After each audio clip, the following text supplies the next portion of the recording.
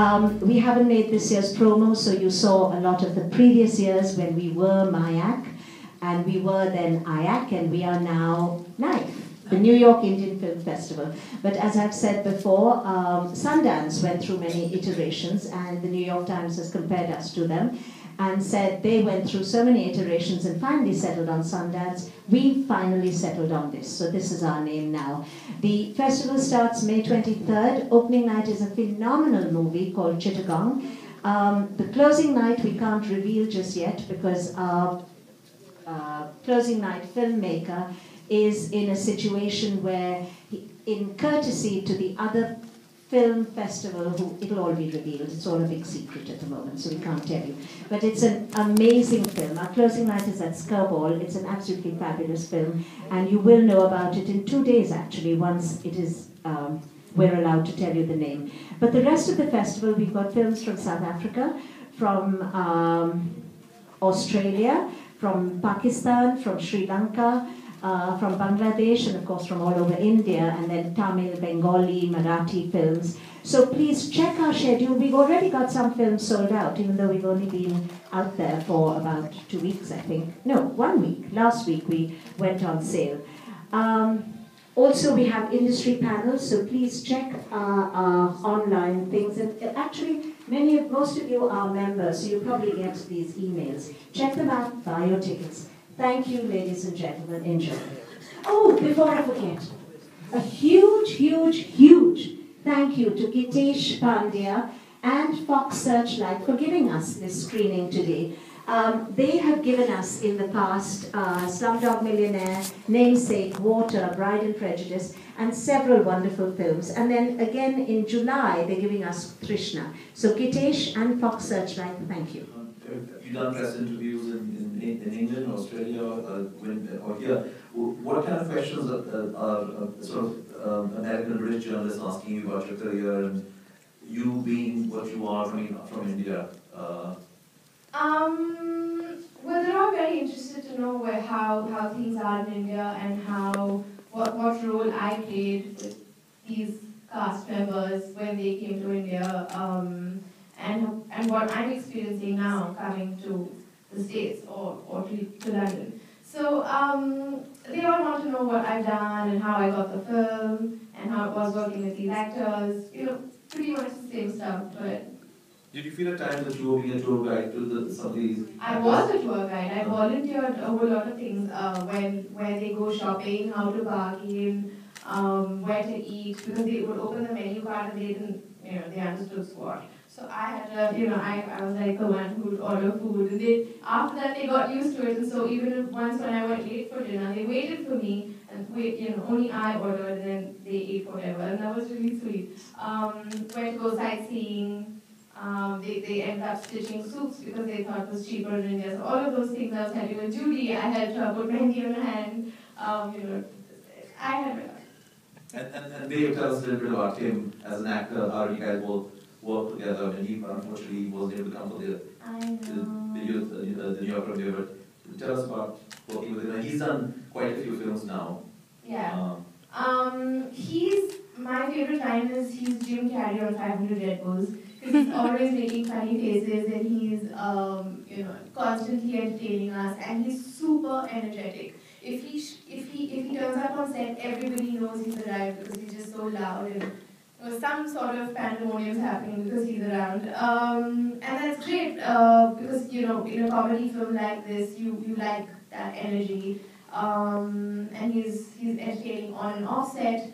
While working together, he kept the communication going constantly. So when we did our rehearsals, he'd always ask me if I wanted him to change anything so that I'd be more comfortable, and vice versa. And my kissing scene was a huge deal for me because it's my first scene. He was like, "Come, start with the hand. Start slow and easy so that you don't freak out." And he completely downplayed it so that it's not a big deal for me on the day. Which is very sweet and, fun. Yeah, that's nice. Alright. Any more questions? Yes, ma'am. How does your family feel about your career? My dad is ecstatic. He can't stop telling the neighbors and the salespersons and the watchmen and anyone who's willing to listen to him. My daughter's done a movie, and I have to keep him, like that. Don't embarrass him. You're from Mumbai?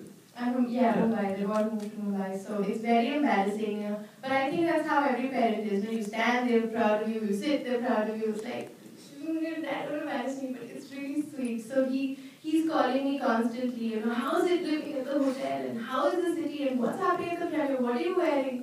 He's very excited. What about your mom? My mom tries to calm my dad down. Yeah, but she's, everyone's constantly calling me and, take photos before you go for the red carpet. Make sure you like how you look. And my sister's calling, I think you should wear this shoe instead of this shoe. And they're very proactive about everything. I think we have time for one more question. Yeah, right there. Can you talk about shooting in Jaipur, about the location, how the other actors enjoyed it, how you enjoyed it? Could you speak a little louder? I have a better story for Udaipur, if that's okay. Yeah. Okay. Udaipur is much smaller, so we kind of took over the town. So wherever you went, there were boards that said India Take One, India Take One is the Indian producer, and Best Exotic. So wherever you went, either our hotel was there or our sets were there, and it became really cozy because whichever restaurant you went to, either you found the AD department, the camera department, the lighting department.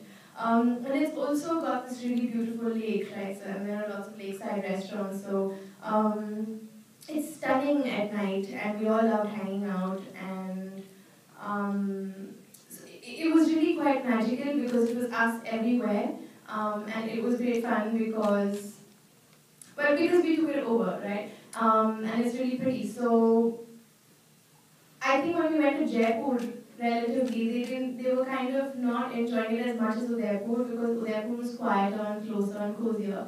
And Jaipur was a lot more noisier and distant, and that's when they were treated like foreigners, so they had to deal with the Indians who were coming up to them, and they didn't have their space so much. So I think Udaipur was their favorite. So there were quite a few scenes. There are scenes where we know specifically the characters are in Udaipur, but there were quite a few other scenes which were supposedly street scenes in Jaipur, but they were shot in Udaipur. Yes.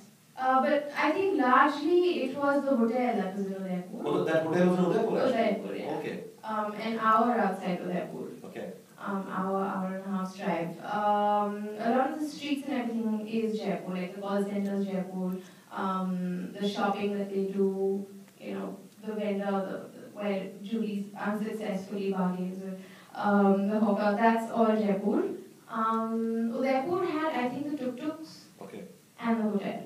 Okay. The hotel was a significant chunk, Yeah. so that was about a month. That's interesting, yeah. Well, thank you very much. Thank you. We all loved the film, and good luck to you. Thank you.